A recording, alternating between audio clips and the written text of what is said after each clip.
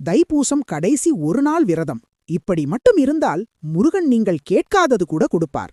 இந்த ஒரு நாள் விரதம் இருந்தால் 48 நாள் விரதமிருந்து காவடி எடுத்த பலனை கொடுக்கும் அளவு அதிசக்தி வாய்ந்த விரதம் இது. இந்த விரதத்தை தைப்பூசம் அன்று இருக்க வேண்டும். இதை அந்த முருகனே நினைத்தால் மட்டுமே ஒருவரால் இருக்க முடியும். இந்த விரதம் நீங்கள் இருக்க நினைக்கிறீர்கள் என்றாலே முருகனருள் உங்களுக்கு இருக்கிறது என்றுதான் அர்த்தம்.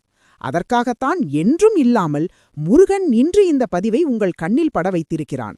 அதனால் வீடியோவை கடைசி வரை பார்த்து முருகனின் அருளை பெற்றுக்கொள்ளுங்கள். உங்களுக்கு முருகன் பிடிக்கும் என்றால் அவனின் ஒரு மந்திரத்தை கமெண்டில் கூறி முருகன் ஆராதனை சேனலை சப்ஸ்கிரைப் செய்து கொள்ளுங்கள். தைப்பூசமன்று 6 மணிக்கு எழுந்து தலை குளித்துவிட்டு பூஜை அறையில் வெற்றிலை விளக்கு அல்லது 6 அகல் விளக்குகள் ஏற்றி ஷட்கோணம் கோலம் போட்டுக்கொள்ளுங்கள். விளக்கு மற்றும் முருகனின் படங்களுக்கு மஞ்சள் அல்லது சிவப்பு நிற மலர்களைக் கொண்டு அலங்கரித்துக் கொள்ளுங்கள். மௌன விரதமிருந்து சாப்பிட